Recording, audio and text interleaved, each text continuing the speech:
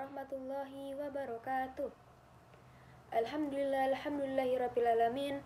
Wassalatu wassalamu ala asrafil anbiya'i wal mursalin wala alihi wa sahbihi ajmain amma ba'du.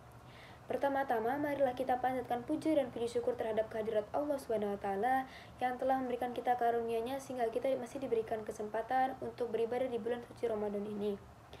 Salawat serta salam tidak lupa kita aturkan kepada baginda besar Nabi Muhammad Sallallahu Alaihi Wasallam yang insya Allah kita tunggu syafaatnya di hari akhir nanti. Pada kesempatan kali ini saya akan berkuntung tentang keutamaan membaca Al-Quran di bulan Ramadan. Allah Subhanahu wa Ta'ala menurunkan Al-Quran adalah sebagai petunjuk bagi manusia, dan petunjuk tersebut akan bisa kita dapatkan dengan kita memperbanyak membaca Al-Quran, memahami Al-Quran, mempelajari Al-Quran, dan kemudian mengamalkan Al-Quran. Di bulan Ramadan, Rasulullah SAW memberikan contoh kepada kita semuanya dan memerintahkan kepada kita semuanya untuk memperbanyak membaca Al-Quran. Oleh karenanya, kita bisa melihat di banyak hadis Nabi SAW menganjurkan kepada kita semuanya untuk membaca Al-Quran. Di antara hadis-hadis tersebut adalah hadis Nabi SAW yang diriwayatkan oleh Bukhari dari sahabat Utsman bin Affan radhiyallahu anhu. Nabi SAW bersabda, "Khairukum man ta'allamal Qur'ana wa 'allamah." Sebaik-baik kalian adalah orang yang mempelajari Al-Quran dan mengajarkannya. Hadis riwayat Bukhari. Dalam hadis yang lain yang diriwayatkan oleh Aisyah radhiyallahu anhu dalam Bukhari dan Muslim, Nabi SAW bersabda, "Al-mahiru bil Qur'ani ma'as safaratil kiramil bararah." Seseorang yang mahir dalam membaca Al-Quran maka bersama dengan malaikat yang sangat mulia dan sangat baik. Saudara-saudara yang dimuliakan Allah Subhanahu wa Ta'ala, dua pahala yang didapatkan orang yang membaca Al-Quran dibarengi dengan kesulitan, susah payah di dalam membacanya, itu adalah pahala karena dia mau membaca Al-Quran, dan yang kedua, pahala karena merasakan sulitnya membaca Al-Quran.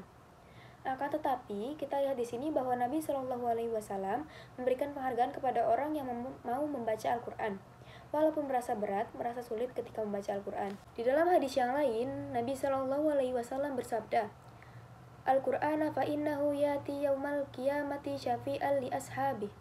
Bacalah Al-Quran, karena sesungguhnya Al-Quran akan datang pada hari kiamat memberikan syafaat kepada orang-orang yang membacanya. Hadis sahih riwayat Muslim.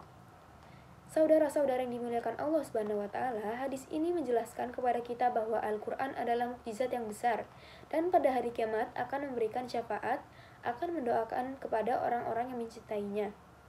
Orang-orang yang membacanya, mempelajarinya, mengamalkannya akan dimintakan ampunan kepada Allah Subhanahu wa Ta'ala, akan didoakan untuk naik derajatnya di sisi Allah Subhanahu wa Ta'ala.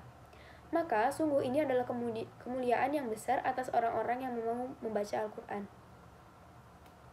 Kemudian hadis yang lain, Nabi SAW menyebutkan keutamaan orang-orang yang mempelajari Al-Quran di salah satu rumah-rumah Allah Subhanahu wa Ta'ala.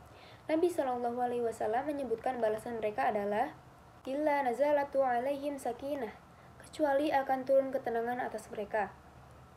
Wa ghasyiyatuhumur rahmah, akan turun rahmat Allah dan kasih sayang Allah kepada mereka.